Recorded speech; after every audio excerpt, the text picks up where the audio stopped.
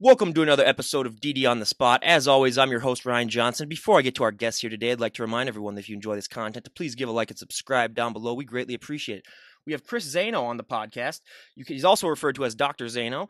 He's an entrepreneur. You can go and follow him at imhero.com. He's also a keynote speaker, a health influencer, and an IFBB pro. But most importantly, he's our current guest. Chris, thank you so much for being on the show.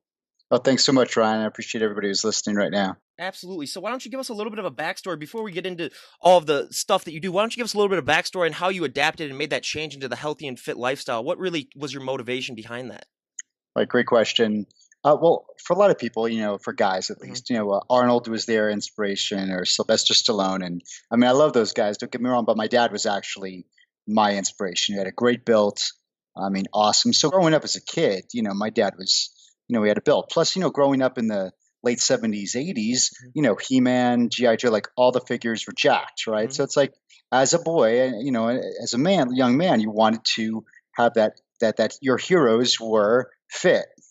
So at 12, when we moved to Florida from New York, my dad says, listen, okay, we'll move down to Florida. In your room, I'll get you one of those universal sets, a bench on one side, the pull downs, leg extensions, pec fly. So at 12 or 13, I started watching Body Shaping back in the day, and Flex Magazine used to be on TV. And then just what my dad had told me to do, and I started making results. Now, listen, I'm going into my teenage years, right? I'm entering into high school at 13. And so I started getting a response from working out, right? So now I'm starting to build an identity, or I'm getting response, a positive response. So when that happens and you're responding well, we tend to stick to the things that we get noticed for. So I just continued, and at 21, actually at 18, I did my first competition. I did the Junior Florida. I got second in the Open. So here I'm 18 and going against older guys, and second was the best thing that happened to me, because first would have been ego blowing, but second, I was almost there. Mm-hmm. And so a year later, I did another show, the Central Florida, got second. And then the year after, I started piling up some wins, and I got all the way up to the Mr. America. I won my class there. Wow. At 21. Wow. And that was the 21. I did some national shows at that point as well. That's awesome. So, I mean, being that young and winning those competitions, I mean, what was that like? Because, I mean, I'm 24 and just being 3 years younger, and I could imagine myself winning those competitions. What was your daily life like back then? Because, I mean, you're young, you usually tend to have a lot more energy. How did you go through and how did you compete? Because, I mean, a lot of 21-year-olds have so many different things that they're worried about, not going and becoming, Mr. America. Yeah. Well, it was just for me, it was if you're success, everybody's going to be successful at whatever they're obsessively, irrationally obsessed and desired over. You're upset. I call it an irrational, obsessive desire. You find that in anything in your life. Now, it could go both ways, good or bad. But like when you are obsessed over something, so what's obsessed look like to me? To other people, would be carrying a jug of water around, through college and through stuff like that, or carrying my meals around. That's stupid. That's obsessive. I didn't drink, right? Because okay, that's stupid. I would fill beer. I would pour out beer, fill it up with water, and drink that. So I didn't drink. I didn't smoke. I didn't do anything like that. I weighed my food, and that seems obsessive. And here I'd be told you're obsessive, you're obsessive, you're obsessive. But here at 21, I have the title of a Mr. America. So for me, I got what I wanted and desired to do, and it's something that type of mentality or discipline training. It's all discipline training. The one more extra rep, the delaying gratification of the body, doing something that the physical body doesn't want to do, and you got to mentally push through it. All of that has transmuted into business, allowing me to be, having several seven-figure companies and being one of the best, clinics that I have in my history's profession. Absolutely. I mean, just that lifestyle alone demands such determination, drive, and passion. I mean, I like to compare it sort of to like the military, where you learn, delayed gratification. You learn, that results are going to happen eventually, and you learn that it's all for the greater good. I mean, because we've had so many guests come on and talk about, like the lonely weekends where you're just the only one in the gym and all of your friends are talking about how they're going out, and you just have to say, you know what, I know that this is for a greater good. So, I mean, that really does help out with business too, because even for me, just finding those workouts and finding that drive has really helped me, realize that if I, stayed 1 hour later at work, or if I know did a few more reps, Yeah. it will end up being better for me in the greater good. So that's one of the reasons why I do really encourage people to get in, not just do bodybuilding, but just to get into that healthy weight transition with, going to the gym, because it really does help you with morals. Because like I always like to say, with my generation, everyone wants it now and they want it yesterday. And they don't realize, it takes so much time. I mean, you're gonna have. I always like to make the comparison between like an alcoholic and someone who wants to lose weight. If you're an alcoholic and you go 1 day without drinking, you're already on like an amazing path. But if you're doing weight loss after 1 day, you're gonna look at yourself in the mirror. You're gonna say, "Oh wow, nothing's changed." So it's just one of those things that you have to have that delayed gratification. But it really does help. But at what point did you realize that you really wanted to change your bodybuilding and go into being, well, I mean, still be a bodybuilder, but become a health influencer and do all Yeah. of your speaking? Well, it's out of experience, experiences in our life. Like we're so into being certain in life, and that's unfortunately what society teaches you, right? Second grade leads to third grade, third grade leads to fourth grade. So we're given all this certainty, and we're told not to take risks. We're told not to embrace the unknowns. But in the unknowns, like if you don't know where you want to be right now, understand in the unknowns is where your relationships are, is where that next great idea is that's where the next project is. Like the fact that you and I are talking around now, just think of all the unknowns that had to happen Mm-hmm. for it to come to play, right? So we didn't plan it, Mm-hmm. and in the unknowns is where really the magic is. So, and the unknowns could come in a form of contrast. Now, what I mean by contrast, I do not believe there are good and bad things that happen to you. I believe there's just contrast, and it clarifies what you want and what you don't want. So at 26 years old, here I'm writing for magazines. I'm, trainer for Xena Warrior and Princess and Hercules, the show in Oh Orlando, wow. Florida. It's like, yeah, I mean, like I had a great career. It was smooth. It was awesome. And I started going to the bathroom a lot. So I thought it was no big deal. Thought it was a stomach bug, and it got worse and worse and worse. Then I started bleeding every time I went to the bathroom. I'm like, okay. And so, I went online. I typed in blood and stool, and what comes up, cancer. So I'm like, man, my dad died of cancer when I was 21. My grandfather I never met. And what I did was I did a really immature, stupid thing. Was I disassociated myself from it, or turned my head, or looked the other way, thinking this thing may just get better. It just may go away, and just not really attack the problem head on because I was scared. I didn't know what to do. And so I just kind of, looked the other way as this got worse and worse and worse. And then losing weight, losing weight. And then the big day was, it became just not a physical issue. It became like a mental and emotional issue. Everywhere I went, where's the bathroom? I always have to feel like I go to the bathroom. And then I was at a TJ Maxx on a Sunday, and the bathrooms were locked up and closed. And they're like, go outside. There's a Sports Authority. And I'm trying to make my way out of there. But now I'm like, what happens if I don't get there? And in front of about 40 people, I lost my bowels in public, shit my pants right in public. Now, what's one thing to lose your bowels in public, but imagine when you could see blood and mucus seeping through your jeans. Ooh. And that freaks people out. Yeah.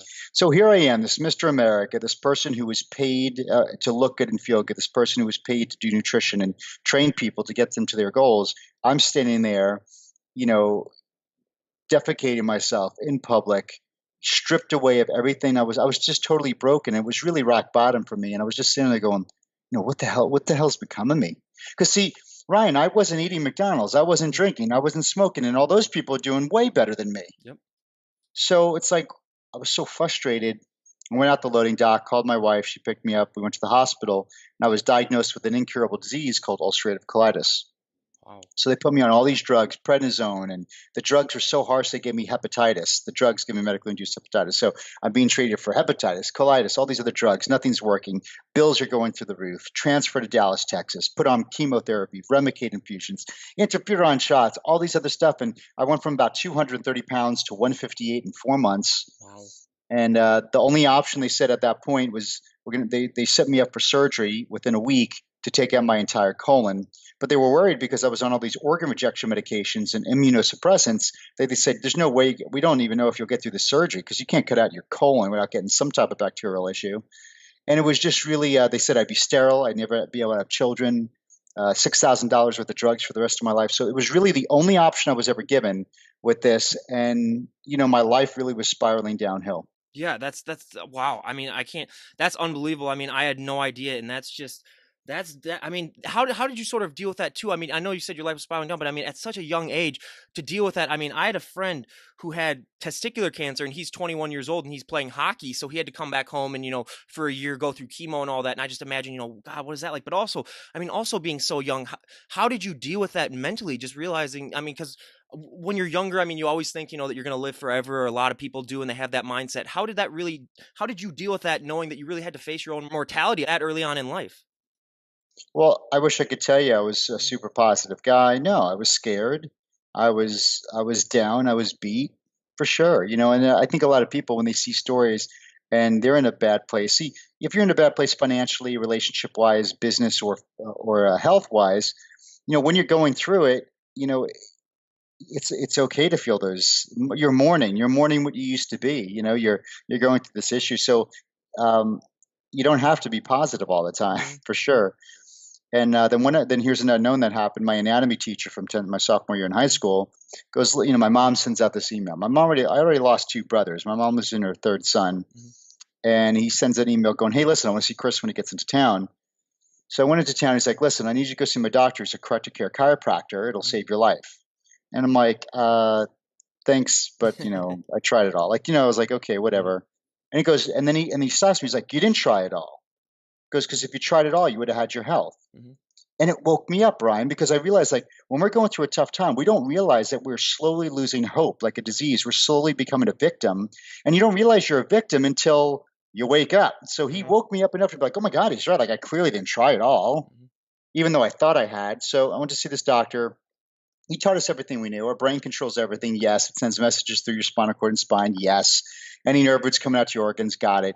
And then I saw my blind spot. I went back. I looked at the x-rays of my spine, and my lower back was trashed. Even though I didn't have back pain, my lower back was trashed, and all those nerve roots in your lower back go to your digestive tract, of course, and some other big areas going on in there. So I'm looking at this.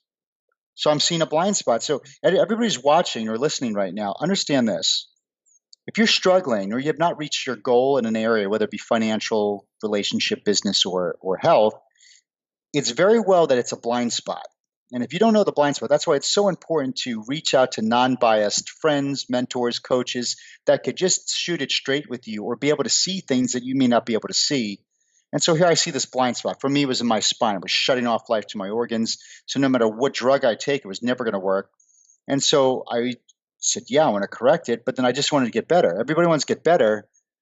And the doctor did something crazy. He points to my face. He's like, listen, as long as you have this problem, your body's not in the environment to heal. He goes, but when you choose to correct your problem that you have that's affecting your life and your future, basically like, I'm not going to save you. You got to save yourself. Then your body will be able to heal and you will get well as long as you don't quit on yourself, no matter how long it takes. So he put all the responsibility on me. And I realized, well, knowingly or unknowingly, I got myself to this point. Like your buddy, knowingly or unknowingly, there had to be factors that developed the testicular cancer, right? So, Mhm. but because we didn't know about it, didn't mean it wasn't happening. So clearly, if I had the power to get myself there, I also had the power to get myself out of it. So 3 months later, man, 3 months later, I'm off half the meds. 5 months later, off all the meds. And then 7 months, my body healed itself from a terminal incurable Wow. disease. Yeah. I mean, that is absolutely incredible. I mean, we hear those stories all the time in the news of people, just the power of the mind when you really get into it and you really say, like, no, this isn't going to affect me. Some of those cases that happen are just really just shocking. So, when you did get analyzed, what did the doctors end up saying? Did they say that it was just a huge mental thing that your body just really just decided to fight the disease? Or what did they say ended up really curing you? Well, no, like my spine was damaged, Yeah. putting pressure on the nerves, blocking life. So once that was corrected, Oh, okay. life went through to those Mhm. organs, and I became normal again. So disease is the absence of something. Mhm. Health is your natural state. And so here I go through this experience. I'm like, holy crap! I never would have been a chiropractor in 10,000. I could have wrote down 10,000 things I wanted to do. It wouldn't have been that, but because I had this experience or this unknown or this teacher or this contrast to my life, I realized, yes, I didn't want to be sick. I realized I wanted health more than anything else when you go through a situation like that. But then I knew I had an experience that I could help people. So Mhm. I went back to school, went to graduate school, got my doctorate. And then in 2005, opened my office, and we became the largest clinic in the history of the profession, seeing over 2,800 people per week within a matter of 5 years, and just absolutely saving and changing people's lives. And here's the thing, Ryan, what I want everybody to realize, because I want to teach everybody on this business principles that you could apply today. The sole reason why I reached such the number one in the history of my profession was number one, what I spoke, what I sold was something I experienced. Mhm. If I was saying I was 100% congruent, I didn't do this for a job or make good money. No, like I went through it. So therefore my congruency, my depth of experience transcended. So when I spoke or sold or did whatever or try to tell someone to help them, they knew I was real. I went through it. Like I wasn't book smart on this. Mhm. I actually had a deeper understanding of actual and experience with it. And then the second thing I think that was absolutely tremendous and still is today, I knew my vehicle of influence. This is part of my hero secret sauce that I'll give everybody at the end of this. My hero secret sauce is I realized my vehicle of influence. So everybody has a vehicle of influence that to get your message out. For me, it was video and speaking. Mhm. Ryan, for you, it's podcasting and video too. You're good on video too. For someone else, it's writing. They're great bloggers. For someone else, it's one to one. They just like to sit knee to knee. For me, it's one to many. Give me a Mhm. bigger group, the better it is. So once you find your vehicle to get your message out, stick to it. So I stuck to speaking, and as like, you give me a group of people, I'm going to stand in front of them, tell my story, and lead them to health. Mhm. And that was the most effective marketing and life changing process that I did in my office for sure. Yeah. So do you think also that, I mean, your background in bodybuilding has really helped you when it comes to being able to speak in front of a large group of people? Because I mean, if you're, let's face it, if you're like basically out there with just that one thing of clothing on, you're posing in front of people, that takes a lot of courage and, determination too. But do you think that also helped you with your drive to, go out and speak with people and, be able to do that? Because I mean, public speaking is one of the biggest fears that a lot of people have. But I mean, for some people like me and you, I mean, it just comes naturally to us. Do you think that your bodybuilding really had an effect on that? Well, with bodybuilding, I always tell this, I was a very introverted, shy kid, right? And so my body talked for itself, not my voice, right? So when I would compete, I knew if I was in shape, I was confident that the body could do the talking. Mhm. So, but I had no experience in actual speaking. And I think what really helped me in the speaking of it is everybody needs to understand that everybody has a story. Like here's a cool thing. No one could bullshit your story. You follow what I'm saying? Like, Ryan, I can't do your story better than you, and you can't do your story better than me. Mhm. So when you realize that, and let me tell you the day I realized that. So when I get out of school, I'm wearing the white coat, I'm wearing the stethoscope, all that stuff that makes you look doctorish. Mhm. And I would have, when I did speak, I would do more of a presentation, lots of PowerPoints. The PowerPoint, I just read the PowerPoint, right? Very nervous, standing behind a podium, very lectury, right? Very like, and I would never really get any response. People would clap, of course, and they would say, "Yeah, well, do you have a card?" But I was never really, I wasn't influencing or moving people. Mhm. And then one day, because I'm in Texas, I was to speak at this Rotary Club, and in the Rotary Club, they had some original gangsters in there, like Yeah. Big Oil. You got Big Mhm. Oil, you got Big Pharma, right? So you got some big people, and I'm insecure, going, how am I going to impress someone who's in Exxon or who's Mhm. like there's big people there, or impress these doctors, right? Mhm. And I was so nervous because I was so worried about what they were going to think that I forgot all my stuff. I forgot my PowerPoint zip drive. I forgot all my stuff. And I used to have a book that I used to read out of that it looked like a research book, but it was really my talk written Mhm. out. So behind a podium. So I forgot because I was so nervous on whatever the people would think. I forgot all my stuff. So here I'm in the parking lot going, I'm just going to flake. I'm not going to go in. Forget it. And then I realized, like, I'm sitting there and like, I got to do it. And I go, but I don't know. I've never done it with nothing. And I said, you know what? I'm just going to go in there, and no one could be better at me than my own Mhm. story.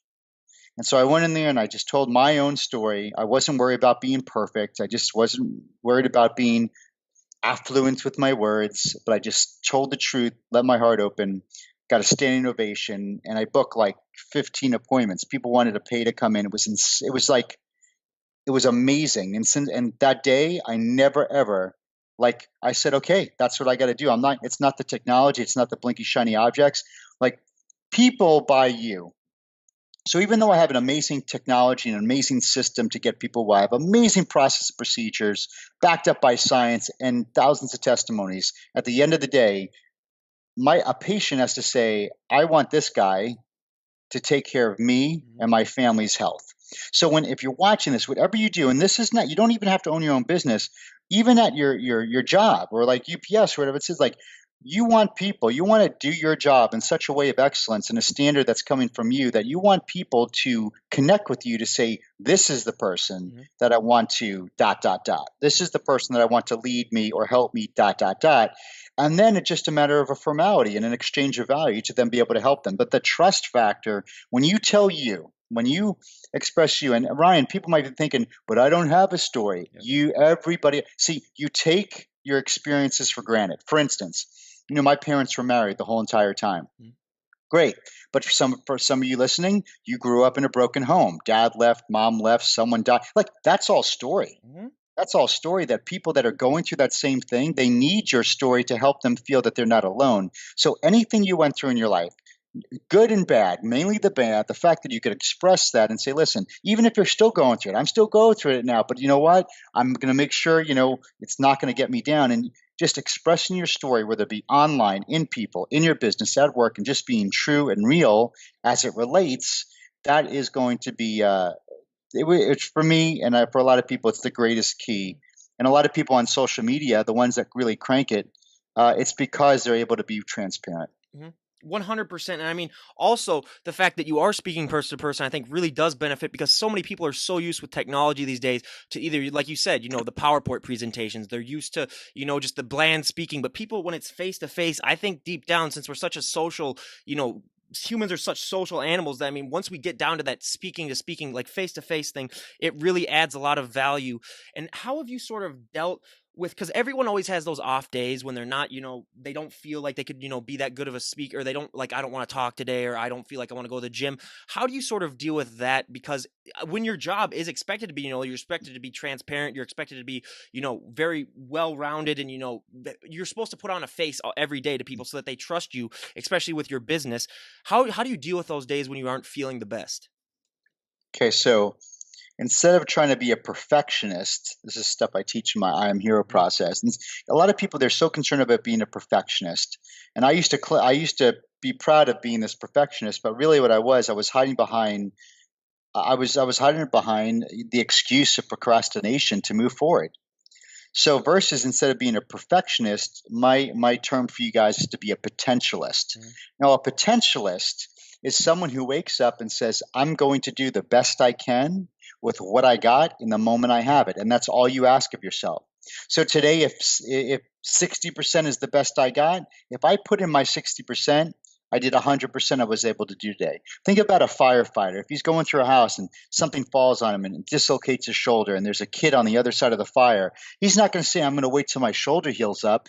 All he could do is the best he can with what he has in the moment he has it. So it's using your potential of what you have and then learn and then going with it and learning from it and being okay about it. Like and being okay knowing that nothing's going to be, you're not going to be able to peak every single day. It's not about peaking. Consistency is always the key. And like singles are way better than hitting a home run here and there. So Absolutely. I mean, I cannot tell you how many times. I mean, I sometimes get home really late at night, so then I have podcasts sometimes earlier in the morning. So there's nights where I've gotten like 5 hours of sleep, and I wake up and I was like, oh, I don't want to do this. But then they end up being my best podcast, just because I just say like, hey, I'm just gonna give it my all, and then it turns out well. I mean, I did get a good night's sleep last night, so we're good on that part. But also, when it comes down to you're just being an entrepreneur, there's so many people out there that have like so many ways as to how to be the best entrepreneur, how to be, do this good. What do you think really separates you from everyone else when it comes to giving, advice to people and helping people in their journeys?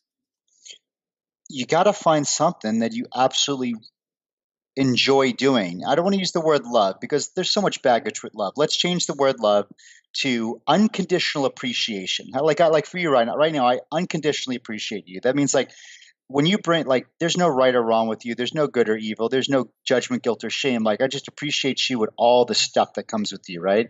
So that's the thing because people say, well, I do what you love to do, but not every time is it peachy, right? It's Yep. not always perfect. But if you could find something that, and I know this is the way with you, Ryan, the art of doing it or the actual process of doing that thing is your reward. Hmm. I mean, like you're doing this podcast right now, or I'm being interviewed in it. So this to me puts me in my zone. So the actual process of this, the act of doing this, is my reward, Oh, absolutely. Like, right? So You follow what I'm saying? So, Oh so yeah. when you got to find something that you're able to express and experiencing true love, or express and experience true unconditional appreciation now, not conditionally. Everybody's living for this conditional life. Once I make this amount, once I get this amount.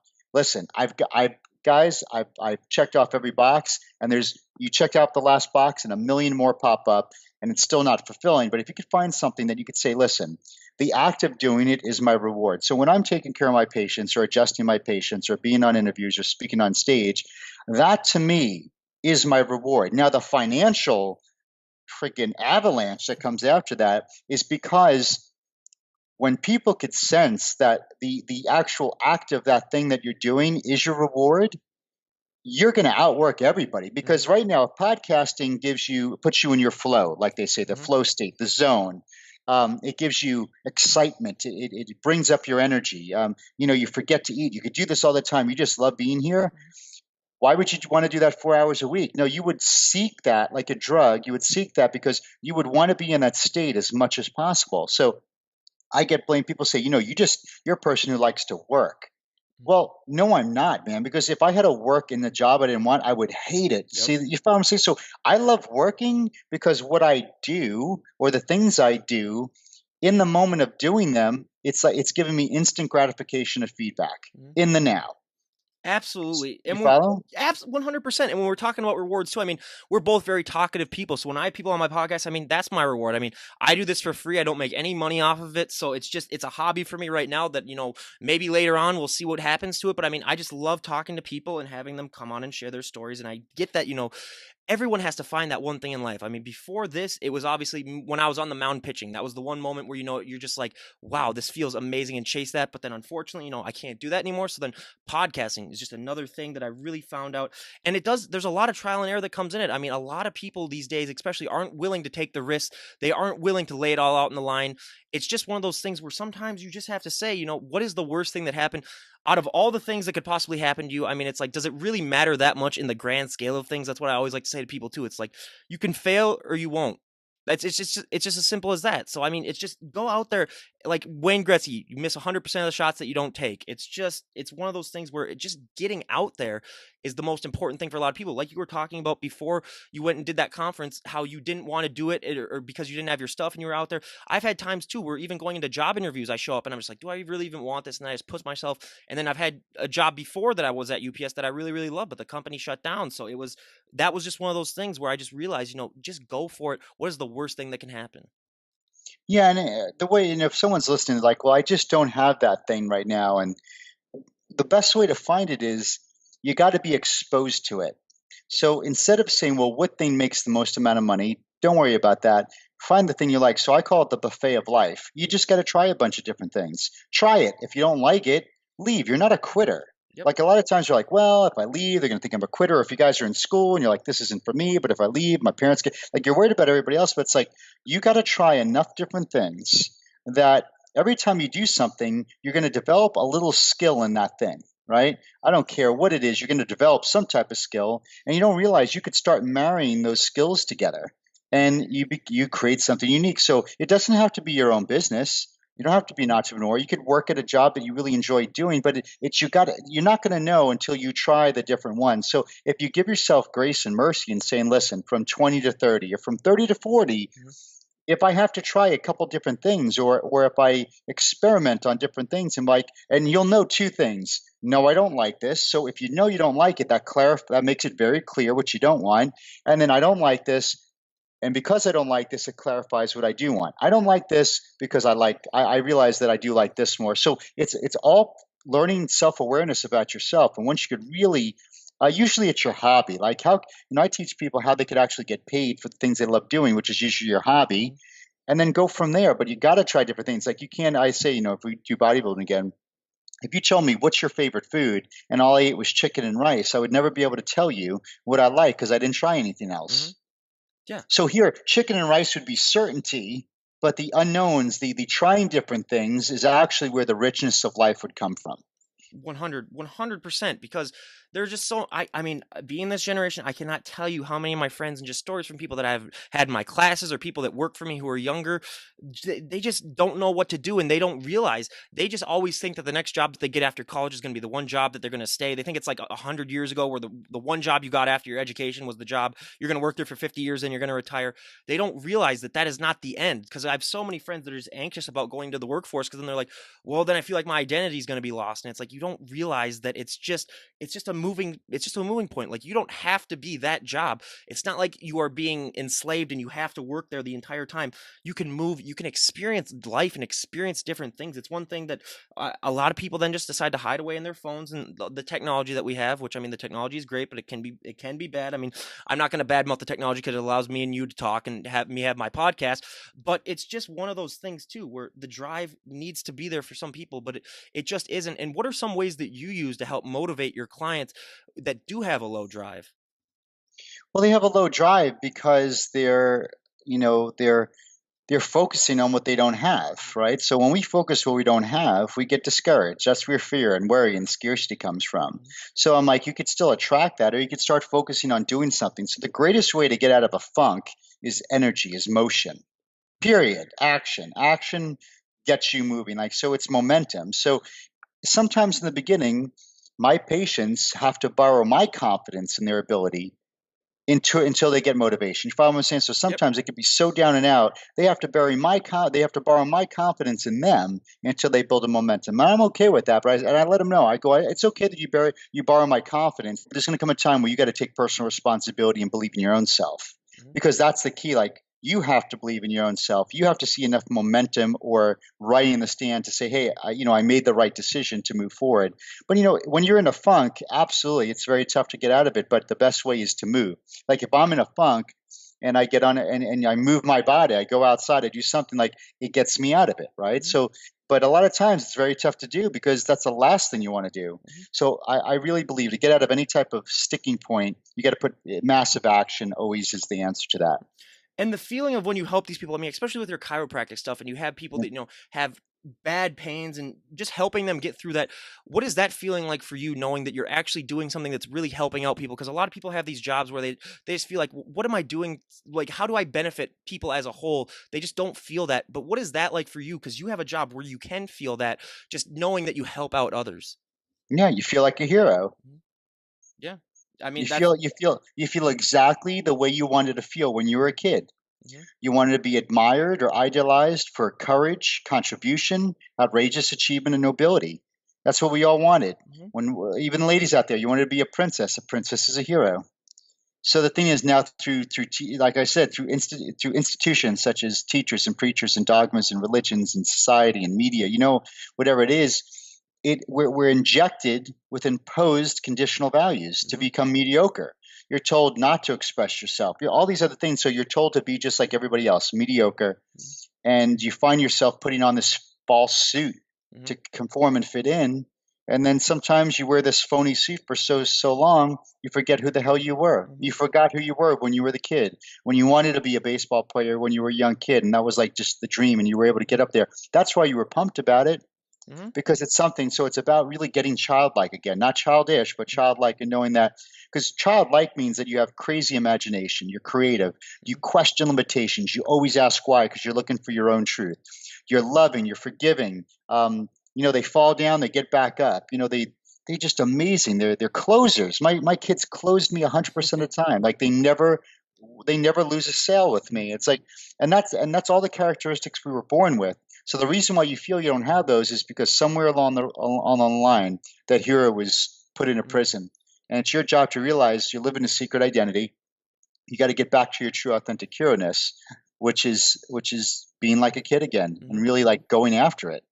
What are some of the biggest differences you notice between the generations? Because as a millennial, I always love to sort of talk about that because we are different from the Gen Xers or different from the baby boomers. Do you find that you have to use different strategies and different techniques for the different generations of people that you deal with?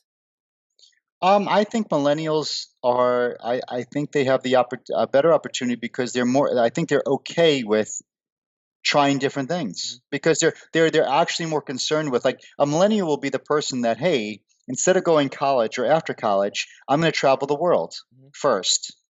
right? Yep. Because what was I told in my generation? Work, work, work, work your ass off, and then someday, dot, dot, dot, Mhm. then you could go to Europe and travel. Where I think it's beautiful. That's like, hey, listen, at 18 to 21, this is the worst time for me to choose this career that I'm going to be in for the rest of my life. That is Mhm. ridiculous. Like, I don't even know who I am. I don't even know what's out there. Just think about it. Most people never left their city, and yet we're asking them to make this huge institutionalized factory worker decision. Mhm. And so I love when people are like, you know what, I'm just going to go travel, and they take years in travel, and they live off ramen noodles, or they what I love the couch surfing, Yep. right? They couch surf, and they just experience it, and the experience. See, words never teach. Everybody listening, words don't teach. Remember that. The words you're hearing out of my mouth, they're not teaching you. What's really your best teacher? Experience. And Absolutely. so I think millennials allow themselves to experience different things, and they're a little bit cautious and slower to commit solely to something. So I don't think millennials are not going to buy houses; they're going to rent. Mhm. Why? Because like, well, I don't want to be stuck here. Not that I'm not committing. It's like I'm trying to find who I am first. I want to make an impact. I want to know I'm in the right place to make an impact. And so the only way I could figure that out is actually by doing it. And then I'll make my decision in a month or 2 months or 3 months or a year. And I know I could lift up, pick up, go somewhere, or embrace an opportunity that I didn't see coming and go for it. So I really think it's you know what it is, Ryan? It's you guys just don't believe the quote unquote bullshit that they did in the 20s, 30s, 40s, 50s, 60s, and 70s, Mhm. which is hey, um, we're going to take really good care of you. We're called the government. We're Mhm. called the educational system. We're called the religious system. And listen, we have your best interest in mind. Just listen to what we say, do what we tell you to do, and we're going to take good care of you. And all you are is you're just a person who obeys orders the rest of your life Mhm. to someday retire and get some pension or die of heart disease and cancer. And you never lived, you lived, but you never created a life.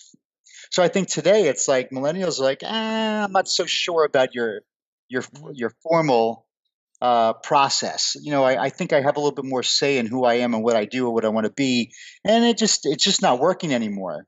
You Yeah. can't force people to do things anymore. It's like they're starting people are starting to wake up and come to the awareness of saying, well, what do I want to do? What was I created to Mhm. do? What about my wants and desires? And Mhm. so I think more people they're allowing themselves to get to know themselves before making major commitments. Absolutely. It's just that's one of the things I love that you brought that up because we have not brought that up on the podcast yet, and you're going to be like our 165th guest or something like that. But we finally brought up that because, I mean, I'll give an example. So over the holidays, my grandpa was back, and then we had a few aunts staying with us too at my parents' house, and just seeing the differences and how they just dealt with life. I mean, my grandpa was in I mean, he was World War II vet. He's in his late 90s, so he was part of that generation where I mean they had to do all that type of stuff. They had to fight, and they had to, but now, I mean, because of the stuff that they did, they've allowed us to sort of have that where we can question a lot of things about authority, and that's what I love too. Is my generation too, because like described it perfectly. They're the generation that says like, hey, all these institutions that have been sort of ingrained in our brains since we were young and to our parents' brains. I mean, it's like they aren't necessary. So I really really appreciate you putting that out there because not that many people are willing to say that because it's just one of those things where for the especially the older people that still that institution is so ingrained that just to question it, it just sort of like triggers something in their brain where they're just like, no, it's I'm just gonna retire when I'm 65 and like you said, die of some heart attack or earlier than that. And it's really great that I think a lot of people are getting over that. But how's that a struggle also getting the older people off of that mindset, especially for the people I mean that it's been so ingrained in their lifestyle for their entire lives. Well, see, it's what you want. Like Mm-hmm. some people are really okay with that. Mm-hmm. They like that. They like being taken care of. And then, but when you speak a truth and someone hears the truth and it resonates with them, then they're the people that choose to say, "Oh my God, they're right," and then they feel free with that. So it's all a matter of what you want and what you desire. Because again, we always do what we want, right? We Mm-hmm. don't necessarily do it with the need. Like we do what we want. So there's some that are they love like thinking that there's only one team and their team is right. You know what I Mm-hmm. mean? Like whether it be political or related, right? It's my team is always the right team versus someone who could sit back and be like, wow, I could really learn something from everybody Mm-hmm. and then come to my own conclusion. So it's not about changing anybody. It's about it's about Giving them the speaking your truth. opportunity to change. Right, Yeah. right. Yeah. And allowing that person to give themselves permission Mm-hmm. to uh, entertain Mhm. new opportunity. Yeah, I mean, and yeah, I completely agree with everything that you've been saying. But I mean, being a health influencer too, how has that sort of changed things for you? Because I mean, you do have that background in bodybuilding, but also being a health influencer and knowing, that you do, chiropractic and you're a keynote speaker. What would you say is your favorite thing that you do? Is it the keynote speaking, the health influencing, or the chiropractic? It's what we're doing right now, Yeah, man. Just speaking truth. yeah, Because health is the health I teach is a philosophy that is very counterintuitive than what people were told to do. I don't tell people to mask symptoms and take mhm, drugs. I tell people, well, we got to get to the root cause. We don't want to mask symptoms, mhm, and then people are like, wow, so it's about taking ownership and self reliance on your own truth, and really having everybody know that no one's coming to save them. They got to take charge over there of anything they want in their life. And my health principles are really stem from amazing mindset mhm, principles. So like I said, when I married all those things together, what I learned from bodybuilding, what I learned from health, what I learned from my experience, then I could cultivate and create a mindset principle to help really lead people's minds. Because the tactical, technical stuff people could do, but it's the mindset and the heart to say, I'm going to continue to do this consistently. That's so I realized I got to speak to the heart and the mind for someone to transform, not just give them technical stuff to do. 100%. But we did talk about this before we started this podcast. One of the things that I love to bring up, especially for our health and fitness guests, is you know with the obesity crisis that's happening, it is really shocking. I mean, my generation was sort of the last generation that, I mean, ever got out and exercised at all before phones were introduced when we were like in middle school and whatnot. But especially with this younger generation, I mean, I see all these kids and they're not doing anything really active or physical. I mean, if you see enrollment in sports has gone down, for every single sport, basically, there's not as many kids participating as there were in previous generations. What are some ways that you think could help get that generation into a more active lifestyle? Well, making sure schools have solid physical education programs, of course, making it more enjoyable and fun. Hmm. That's huge. But the thing is, on a society thing, there's two things that are creating this epidemic of obesity. And it's not necessarily that people are eating more food, it's what the food they're eating is now. Hmm. All foods today, most of them are becoming genetically modified. There's a high use of high fructose corn syrup. Now, listen, I'd rather you drink none of it. But if you have a 16-ounce soda that's made from sugar versus a 16-ounce soda that has a ton of high fructose corn syrup, over time you will store more body fat from the high fructose corn syrup. So that's what's starting to happen. It just the toxins, the chemicals, the preservatives, and they're just the Frankenfood. It's Mhm, like Frankenstein food. mhm, This stuff is really clogging and shutting down our metabolisms, creating diabetes in children very, very young, and blood sugar levels through the roof. There's poor functioning of the body. You add that all together, it's a recipe for disaster. And the thing with gaining weight is when you gain weight, it's easier to gain more and more weight because your body mhm, produces more estrogen, and more estrogen, you hold more water, you hold more fat. So when you see someone who's huge, they may not necessarily eat more than you. It's just like this whole downward spiral starts to happen, and it really is a shame. And usually it's from the parents as well. 100 million%. You don't use food to pacify a kid.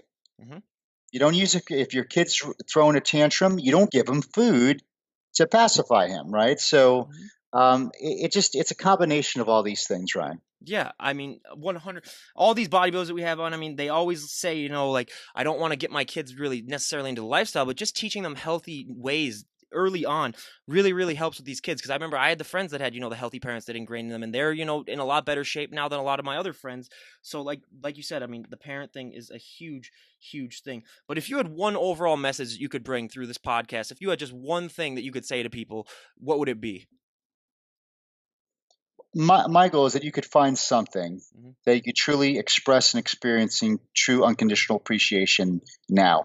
Hmm. Meaning that when you're able to find something that you enjoy, as you express it, you're automatically receiving love and feedback and appreciation, and it's soul filling. It really you feel that you're making an impact. You feel that you're contributing. You feel significant. You feel like a hero. You feel love, contribution. You feel the certainty. You feel the uncertainty. Like all these human needs tend to be met when you're in that place. Mhm. So whatever that is, and no one has to tell you what that is, you're the only one who could say what that is. And most of it, like look at your hobbies, look at the things that you do when you leave work, Mhm. and that chances are the things. So like, well, how do I transfer what I love to do after work to my full-time job? Well, you start slowly moving it. So you Mhm. said, listen, you do this for free. I know you do it for free, but you're putting in the work now. Mhm. And you, if you choose and have the right people and the right mastermind people around you with knowledge and wisdom, you could monetize this. Mhm. And listen, and it's absolutely okay. Everybody should be okay with monetizing what they do. But the thing that's so tough, when you love what you do, we have this weird thing that it's hard to ask for money because we Mhm. love it, because the act of doing it is a reward. But if you love something, you're going to be better than the average person at it, and that value that you could bring to someone else is absolutely worth the exchange of monetary value. So you got to be okay with loving what you do and charging for it as well, Mhm. and that's something you get to. So that's when you could live a life where you enjoy doing what you do, making a great living, and not living this life like you said the older generations were taught. I just got to do this job that I don't like to do because I got to do it. So Mhm. instead of living a life that you have to, you get to live a life and create a life that you actually want to. Mhm. I always love to ask this to all the people that have started their businesses. I mean, when I started this podcast, I mean, like you said, no money, but I still have those moments where I was like, wow, I can't believe sort of what I've created just from an idea that I had, just from doing this all by myself. And, I just had those moments where I was like, wow, I can't believe what I've done. Do you ever have those moments too, where you just take one step back and you go like, wow, I can't believe that, through all of my struggles that I had in my 20s with the cancer, that I was able to create this out of basically nothing, just a thought. Has that ever happened to you? And how do you sort of mentally deal with that? Because for me, I just find it so strange that I was able to do something like that. I go back and forth. Mhm. I go through times where I'm absolutely grateful, and I go through times where, like, I'm possibly a little depressed, Mhm. thinking, what's next? Mhm. Come on. I feel like it's amazing. Like you could have the same circumstance, but your perception could be you're in a rut, or oh my God, I'm so grateful. Like this is amazing. And the thing is, like, what I always tell people, like I'm not into gratefulness. I'll tell you why. Because like Thanksgiving, what do Mhm. we do at Thanksgiving? We pray and we tell everybody what we're grateful for that other people don't have. Well, Mhm. we're so grateful we have food on our table because someone else doesn't. So we're comparing ourselves to what we don't want or other people that don't, almost judging them. Mhm. So what I could say is just instead of gratefulness, become appreciative. Mhm. Meaning like, hey, because you don't have to be positive to appreciate. Like you could be in a jail cell right now Mhm. going, well, I appreciate I have life. I appreciate that, I could have a place to sleep. I appreciate that I got 3 meals today. So it's like you could start a rampage of appreciation. So I do find myself, anytime you find yourself like a little level depression or in a funk or feeling that things aren't going, you just got a rampage appreciation. It takes, Mhm. just start that momentum of saying, well, listen, I got an amazing house, a beautiful, I got 2 beautiful kids, I got, an amazing job. Like, and then you're like, oh, what the hell was I worried about? Like, Mhm. but the thing is we're creative beings, understand that. So we're always going to be eager and desire more. Mhm. So Absolutely. you're not ungrateful. I'm not ungrateful, but you're always going to desire and be eager for more. But you got to be satisfied where you're at, but eager for more. It's a very tough thing to balance, but it's okay that you can constantly desire for more. And when people say, "Hey, look what you're doing. You're doing great. Calm down." Listen, that's death to a Mhm. person. It's like we will always desire and create more. Like look at Sylvester Stallone and Arnold Schwarzenegger. They're in their 70s, they're constantly creating. The Rock is expanding, Mhm. like as they get older, they're expanding even more. Why? It's not about money, it's because they are creative beings and they have the confidence knowing that they had an idea in their head, it turned into something tangible, and they did it so many times that now to them it's a law that they believe in, so they literally create whatever they want to, and they have all this money to back it up as well. Mhm. So just think, you are a creative being. You are designed to create. You are always designed to wake up, never like desiring more. Mhm. And that's okay. 100%. And I always say that to people too. I mean, it's like never feel bad about the gifts that you were given. Never feel that like, hey, I'm so blessed. I mean, always, you don't have to be grateful, but just know that I mean, you do have a lot better things, but just never apologize for what you were given and just do the best with what you have. And so now what is the future looking like for you? Do you have any big things coming up, or are you just going to be doing your keynote speaking and chiropractic, or where would you say in a year from now, where would you like to see yourself?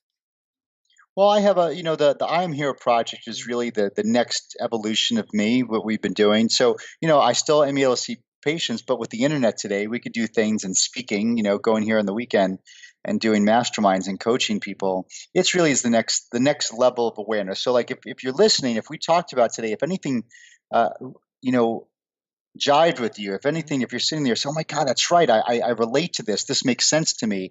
Well, that is where I want to help because if I could help, my purpose today is to help resurrect heroes out of the complacency of their secret identity, which is that funk life you've been living, mhm, so you could live heroic lives again by expressing, experiencing true love now in every area of your life. And so that's why the I'm Hero project is huge. It's just going to get bigger and bigger. mhm. And then I would like to look at I got 7 book titles I'd like to write. Wow. I got, I would like to hit the China Japan market as Mhm, well.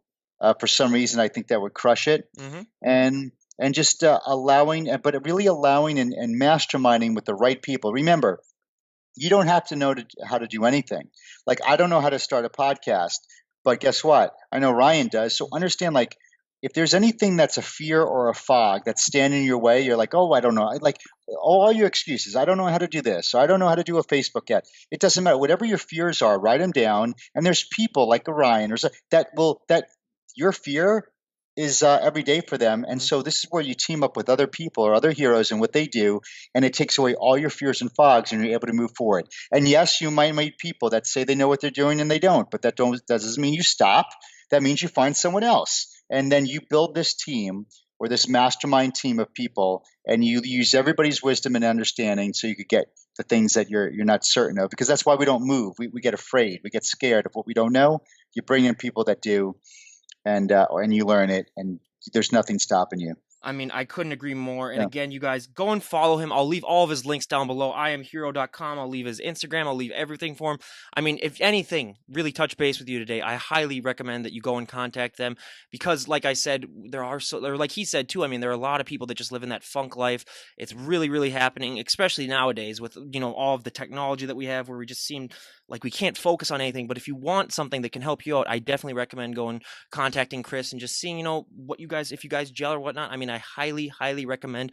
But lastly, before we shut things off here, is there anyone that you'd like to give a shout out to? Oh, I appreciate you, man. Let me acknowledge you for yearning to get amazing content out to other people. Like, I mean, you need to be acknowledged for that too. You need to be admired and idolized, knowing that, hey, listen, like, no one's telling you to do this. Like you said, you woke up on a Sunday. No one that you could have been doing so many other things. You could be watching the game. You could be doing all these other things, but you choose to do something that you enjoy doing because it satisfies 2 things. It satisfies you, and also it makes a massive impact in the world. And the great thing about this podcast, someone could be listening to this podcast 10 years from when we recorded it. Mm-hmm. And this podcast talked to them in a moment to the point where they would be like, this is exactly what I needed to hear right now, right then. So this is living and active. It just doesn't stop with this interview. It continues. Now it's out there forever, and so many people could have access to it and really make a life change. So, I'll shout out to you for sure, my man. Oh, absolutely. And I really, really appreciate it. And again, you guys, all of his links down below. I highly, highly recommend you go and give him a follow. And we cannot thank him enough for contacting us and getting on this podcast. I mean, you were an absolute great guest. And lastly, I mean, thank you for everyone who's listening out there. We really, really appreciate it. And again, if anything in this podcast struck a chord with you, go to IamHero.com. I'll leave all the links to all of his stuff down below. And this is Ryan Johnson, DD on the spot, signing out. Have a great day, everyone.